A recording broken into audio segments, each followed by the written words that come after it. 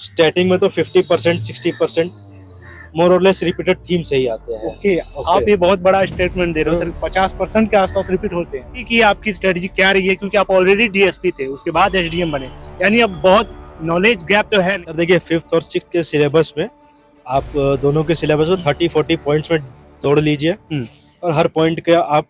Hello hi everyone, कैसे हो आप सब। यूपी पीसीएस 2023 का रिजल्ट आउट हो चुका है, उसी कड़ी में एक टॉपर और है। चलिए इनसे डिटेल डिस्कस करेंगे कि इनकी जर्नी कैसी रही है, साथ ही इनकी स्ट्रैटेजी वगैरह और ये क्या गाइडेंस देने वाले हैं। सर का नाम है हेमंत, जिनकी रैंक 9वीं आई है, एसडीएम प्रॉपर बने हैं। इनसे डिटेल डिस्कस करते हैं इनके बारे में। सर सबसे पहले तो कांग्रेचुलेशन आपको। Thank you. क्या फीलिंग है? बस बहुत अच्छी फीलिंग है। कौन रिजल्ट देखा पहले, सबसे पहले? मैंने ही देखा। फिर किसको कॉल किया पहले आपने? अपने माता पिता को कॉल किया। क्या बोला उन्होंने? वो भी बहुत प्रसन्न थे, खुश थे। ओके, तो सर थोड़ा सा अपने बारे में बताओ, आपकी फैमिली बैकग्राउंड, आपका एजुकेशन बैकग्राउंड, अटेम्प्ट, मीडियम। ये मेरा दूसरा अटेम्प्ट था यूपी पीसीएस का। इसके पहले 2022 में मैं डीएसपी बना था, 47th रैंक थी मेरी। ओके। और मैंने 12th किया है डीएवी से। उसके बाद ग्रेजुएशन किया जामिया से ज्योग्राफी में। फिर एमए जेएनयू से किया ज्योग्राफी में ही। ओके। और उसके बाद मैं अभी पीएचडी कर रहा हूँ जामिया से ज्योग्राफी में। ओके, मीडियम आपका इंग्लिश मीडियम है। इंग्लिश रहा। इससे पहले आप डीएसपी थे, इस बार आप एसडीएम बने। Deputy collector. ओके, तो सर ये जर्नी जो रही है डीएसपी से एसडीएम की, क्या चेंज किया आपने? बहुत ज्यादा चेंज करना पड़ा इस बार, या फिर थोड़ा ही बस एड ऑन करना हुआ है? पिछले बार मेरा पहला अटेम्प्ट था। हाँ। तो उसमें पहले बार में थोड़े ट्रायल्स एंड एरर्स होते हैं। तो पिछले बार से सीखते हुए मैंने आइडेंटिफाई किया कि कहाँ कहाँ कुछ मैंने सिली मिस्टेक्स की है। आपने ट्रायल में ही डीएसपी की पोस्ट पा गए हैं। ओके सर, थोड़ा सा अब आपके फैमिली बैकग्राउंड के ऊपर आते हैं। कोई और सिविल सर्विस में है या फिर पहले आप हैं जो कि इधर जा रहे हो? नहीं, मेरे मामा है सिविल सर्विस में। अच्छा। He is an IRTS officer. Okay. Okay, और आपके मम्मी पापा अभी फिलहाल क्या करते हैं? मेरी मम्मी टीचर है एक प्राइवेट स्कूल में बक्सर में। और मेरे पापा बिहार एजुकेशन डिपार्टमेंट में है, कैमूर में। ओके, तो कुछ मोटिवेशन वहीं से मिला है सरकारी जॉब का, या फिर अपने दोस्तों से, या फिर आप खुद बनना चाहते हैं, सोसाइटी में कुछ करना चाहते थे? क्या इंस्पिरेशन क्या है आपकी? देखिए, दो चीज़ें हैं बेसिकली। पहली तो जो ये प्रोसेस है सिविल सर्विस एग्जामिनेशन का, हाँ, वो मुझे बहुत पसंद था। मुझे वाइड रीडिंग पसंद थी, वाइड सब्जेक्ट्स पढ़ने पसंद थे। हाँ। तो प्रोसेस में एंजॉय करता था। और सेकेंडली हमारे पेरेंट्स का इंस्पिरेशन था। हाँ। उन्होंने बहुत सपोर्ट किया, तो उनके अनकंडीशनल सपोर्ट की वजह से ही ये सब मैं यहाँ तक पहुँच पाया। तो सर के बारे में बताएं कि सर ये मेरे दोस्त हैं, ये मामून रशीद हैं। हाँ। और ये पीएचडी कर रहे हैं यहाँ जामिया से ही। हाँ। और इनकी स्पेशलाइजेशन ग्लेशियर और क्लाइमेट चेंज है। तो सर आप पहले अपने दोस्त के बारे में बताइए कि क्या फीलिंग है आपकी, आपका दोस्त बहुत डीएसपी के बाद एसडीएम बने हैं। बहुत खुशी हुई। कल मेरे को कल शाम में ही कॉल आया, हमारे कॉमन फ्रेंड है। हाँ। उमंग यादव का। ठीक है, उसने बताया कि मोहन भाई ऐसी बात है। बोला अच्छा। फिर तुरंत हेमंत ने ही हम लोगों को वीडियो कॉल पे लिया। ठीक है, तो जानने के बाद सर बहुत खुशी हुई। और मुझे तो मतलब मैं बता नहीं सकता हूँ कि किस लेवल तक की खुशी हुई है, क्योंकि ये ग्रेजुएशन में भी सर हमारे साथ थे। हाँ। ठीक है, हम लोग मतलब एक बोला जाता है ना, ठीक है, ग्रेजुएशन में ही हमारे साथ थे। फिर ये मास्टर्स में जेएनयू चले गए, वहाँ से फिर वापस पीएचडी में आ गए यहाँ पे।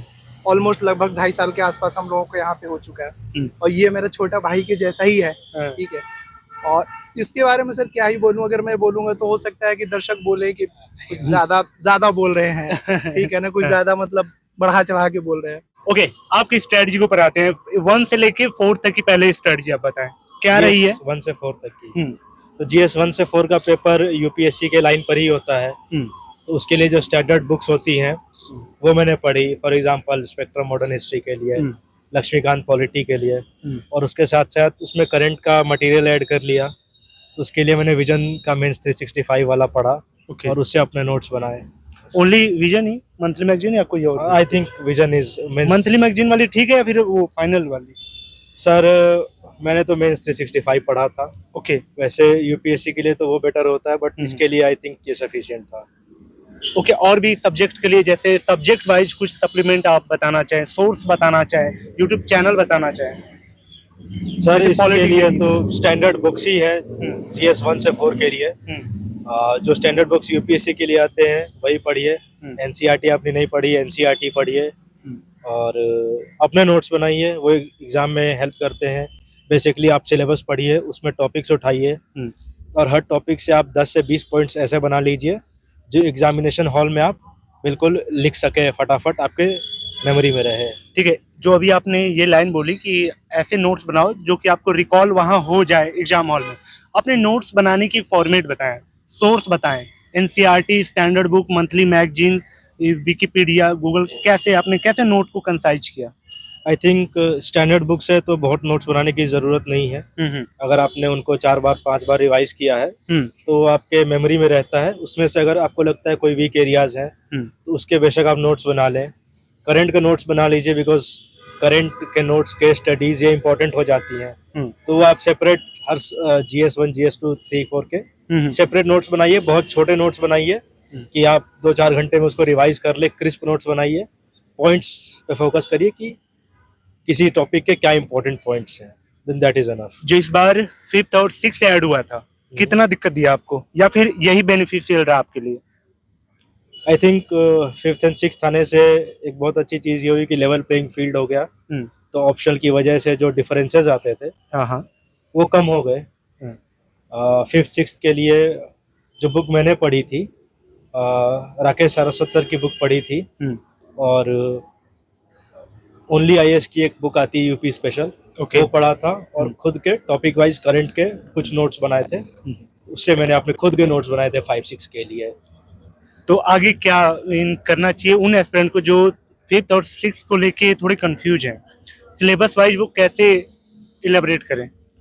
सर देखिए, 5th और 6th के सिलेबस में आप दोनों के सिलेबस को 30-40 पॉइंट्स में तोड़ लीजिए और हर पॉइंट के आप हाफ अ पेज, 1 पेज का नोट्स बना लीजिए। ओके। फॉर एग्जांपल अगर इंफ्रास्ट्रक्चर है तो आप 1 पेज का नोट बना लीजिए कि उत्तर प्रदेश में क्या क्या इंफ्रास्ट्रक्चरल डेवलपमेंट्स हो रहे हैं।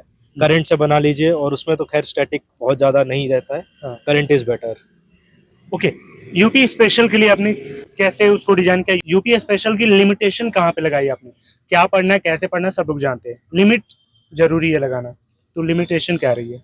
यूपी स्पेशल के लिए लिमिट लगानी है तो आप एक बुक पे फोकस करिए और खुद के नोट्स बनाइए।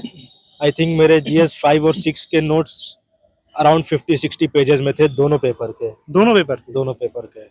ओके, प्री कैसे क्लियर किया जाए? सबसे बड़ी बाधा आजकल की प्री है, क्योंकि वहां बहुत ज्यादा फैक्ट देखने होते हैं। प्री की आपकी स्ट्रेटजी क्या रही है? क्योंकि आप ऑलरेडी DSP थे, उसके बाद SDM बने, यानी अब बहुत नॉलेज गैप तो है नहीं आपका, फुलफिल है, तो उसको कैसे प्लेस किया प्री के लिए? और जो 1-2 बार अटेम्प्ट दे दिया उसका क्लियर नहीं हो रहा है, उसको कैसे देखना है प्री को? आई थिंक सोर्सेज बहुत कम रखी है प्री के लिए। मैंने तो स्टैंडर्ड बुक्स जो यूपीएससी के लोग पढ़ते हैं वो भी मैंने इस बार नहीं पढ़ा था। मैंने सिर्फ लूसेंट की जनरल नॉलेज पढ़ी थी, येलो वाली। ओके। और घटना चक्र, करंट अफेयर्स आता है, वो लेटेस्ट मैगजीन जो भी है, आप उसके नोट्स बना लीजिए 10 से 12 पेज में करंट अफेयर के। और उसके बाद यूपी स्पेशल घटना चक्र की एक बुक आती है, जिसमें पिक्टोरियल और ग्राफिकल फॉर्मेट से सब कुछ बताया हुआ है कि कितने वेटलैंड्स हैं, कितने पार्क्स हैं, thermal power plants, etcetera etcetera. तो वो 3 चीजें ही मैंने बस पढ़ी थी, उससे हो गया था। और PYQs ऑफ कोर्स लगाई है। आपको लगता है कि कुछ ऐसे सब्जेक्ट हैं यूपी PCS के लिए जो कि आपका सिलेक्शन निर्धारित कर सकते हैं, वो कौन से हैं? देखिए, सिलेक्शन मेनली होता है मेंस के बेसिस पे। तो मेंस में आप अच्छी आंसर राइटिंग करिए। अच्छी आंसर राइटिंग तभी कर पाएंगे जब आपको पता होगा सिलेबस में क्या है, और सिलेबस के हर टॉपिक से आपके पास 5-10 बहुत सॉलिड बुलेट पॉइंट्स होंगे। Anything that is in the syllabus, इसके पॉइंट्स आपके पास होने चाहिए। If you have made your own notes, बहुत अच्छी बात है, और अच्छे आंसर लिख के आइए। Right to the point, right what the question is demanding, बस बहुत कॉम्प्लिकेट नहीं करना है। किसी भी आंसर को बहुत अच्छा लिखने के लिए क्या लगता है आपको कि जैसे 125 वर्ड्स का लिखना है आपको, तो उसमें 2 ग्राफ होने चाहिए या फिर 3 ग्राफ डालने से नंबर कटता है?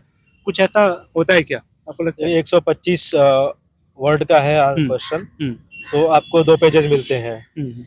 तो उसमें आपको ऐसा करना रहे कि आई थिंक वो 10 नंबर का होता है, 12 नंबर का होता है, 10 का होता है। तो उसमें आप कोशिश करिए कि 5 अच्छे अच्छे पॉइंट्स लिखिए, एक लाइन का इंट्रोडक्शन, एक लाइन का कंक्लूजन, बॉडी में 5-6 गुड पॉइंट्स। अगर ज़रूरत है फिर ग्राफ बनाइए, अगर ज़रूरत नहीं है तो अननेसेसरीली मत डालिए, क्योंकि उससे फिर अच्छा इंप्रेशन नहीं जाता है, उसे ऐसा लगता है आप फोर्स कर रहे हैं। क्या आपको लगता है कि हर सब्जेक्ट का तैयारी करने के लिए उसकी एक थीम होती है, उसका एक कीवर्ड्स होते हैं उसके कई सारे, उनको ध्यान में रखते हुए हर सब्जेक्ट की तैयारी करनी चाहिए या फिर जैसे ट्रेडिशन करते हैं लोग वैसे करना चाहिए? आई थिंक सिलेबस पढ़िए, सिलेबस के हर पॉइंट को बहुत अच्छे से समझिए, उसके बारे में पढ़िए, टू द पॉइंट पढ़िए, उसके नोट्स बनाइए, अपने नोट्स बनाइए हर टॉपिक के। और सिर्फ क्योंकि when you are writing answer in the examination hall तो आपको बहुत बड़ी बड़ी बुक्स याद नहीं रहेंगी, बट अगर आपके पास किसी टॉपिक के 1 पेज 2 पेज के नोट्स हैं और आपने 3-4 बार उसको रिवाइज किया है, तो एग्जामिनेशन हॉल में बहुत इजीली उसको याद कर सकते हैं, मेमोराइज कर सकते हैं, लिख सकते हैं उसको। पीवाईक्यू का रोल मैं जानना चाहूंगा, आपके नज़र में क्या है, कैसे उसको देखना है, कैसे टैकल करना है, कैसे एनालिसिस करना है? प्री के लिए पीवाईक्यूज बहुत इंपॉर्टेंट है, स्पेशली स्टैटिक पार्ट के, हिस्ट्री के, पॉलिटी के, इकोनॉमी के, ज्योग्राफी के पीवाईक्यू से जो स्टैटिक क्वेश्चंस हैं वो आप पढ़ते जाइए। पिछले कितने साल? आई थिंक 15 साल तो आप पढ़ लीजिए। अच्छा। 15 साल 15 दिन में हो जाएंगे, बिकॉज फैक्चुअल होते हैं तो बहुत ज़्यादा उसमें आपको टाइम इन्वेस्ट नहीं करना पड़ता। Just go through the questions, see the solutions, और स्टैटिक वाले क्वेश्चंस को आप अच्छे से देख लीजिए एक बार, बिकॉज क्वेश्चंस मोर और लेस उसी पैटर्न पे आते हैं। आपको लगता है कि ये यहाँ पे रिपीटेशन होती है यूपीपीसीएस में प्री ओरिएंटेड क्वेश्चंस की पीवाईक्यू? स्टैटिक का तो बिल्कुल होता है। कितना आपने एनालिसिस किया और कितने % लगता है आपको रिपीटेशन का?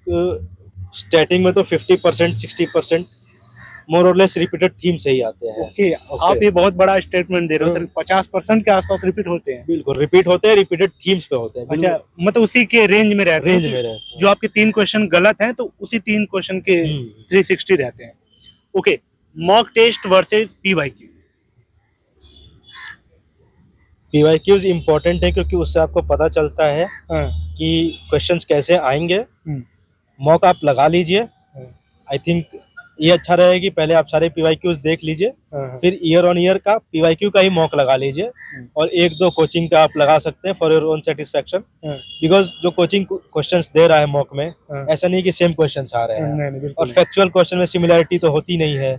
तो अगर आपको सेटिस्फेक्शन नहीं है फिर 2 से 4 लगा लीजिए, नथिंग मोर देन दैट।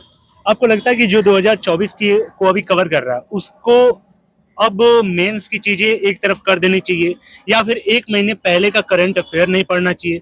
कुछ लिमिटेशन लगा सकता है 24 वाला? क्या करे इस समय 24 वाले के लिए पहले तो आप लूसेंट के जनरल नॉलेज पढ़िए, स्टैटिक अच्छे से रिवाइज सब्जेक्ट वाइज या वो कंप्लीट जो? पूरी complete. Okay, general knowledge, specially history, geography और साइंस के पार्ट्स। ओके, फिर उसके बाद घटना चक्र की जो भी लेटेस्ट करंट अफेयर की मैगजीन है वो पढ़ डालिए एक बार। पिछले 6 महीने के करंट अफेयर फैक्ट्स रिवाइज कर लीजिए बहुत अच्छे से, और यूपी स्पेशल एक बार देख लीजिए।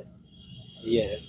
ओके, तो लास्ट मन की बात क्या है एक एसडीएम की, और जो आपके जैसा बनना चाहती है या फिर चाहते हैं उनको क्या मैसेज है? आपके मन की बात क्या है उन एस्पिरेंट को, या फिर जो पहली बार भी दे रहे हैं या फिर जो 1-2 बार दे चुके हैं उनका निकल नहीं पाया है, क्या कहेंगे?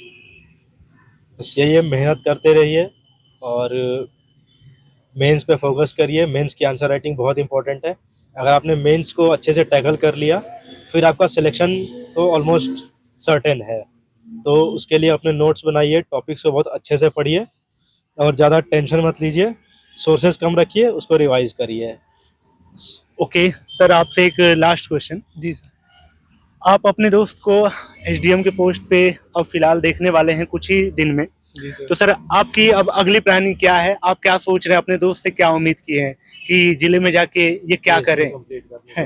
सर पहले अगर मेरे से पूछेंगे तो मैं तो ये चाहूंगा कि जल्दी से जल्दी इनका पीएचडी खत्म हो जाए, क्योंकि ऑलमोस्ट हम लोग 3rd ईयर में है। ठीक है, तो सबसे पहले तो मेरे को ये ख्वाहिश है कि ये एसडीएम एज ए डॉक्टर की डिग्री लेकर जाए। सबसे पहली बात। दूसरी बात सर, अगर पर्सनली मैं आता हूँ, इन पे बहुत अच्छे इंसान है कि पर्सनली बहुत ही हेल्पफुल हैं और बहुत ही ऑनेस्ट है। तो ये उम्मीद है, और जो इनके पास नॉलेज है सर हर चीजों का, ठीक है ना, और करने की जो मतलब इनको लालसा है, उम्मीद है कि ये जहां भी जाएंगे बेहतर ही करेंगे। ठीक है, ये मैं जरूर कह सकता हूँ। Okay, wish you all the best sir. मैं उम्मीद करूंगा कि आप जहाँ रहें बेस्ट लोगों को दें। सर आपको भी थैंक यू सो मच, आपका दोस्त बना और आपको भी all the best. Oh guys, ये वीडियो आपको वैल्यूएबल लगी हो, सर को विशेष भी करें, साथ ही कमेंट करें। कोई अगर डाउट हो वो भी कमेंट करें ताकि मैं अगले टॉपर से वो चीजें कवर कर पाऊं। तो चलिए मिलते हैं किसी और ऐसी शानदार वीडियो में, तब तक के लिए thank you so much and bye bye.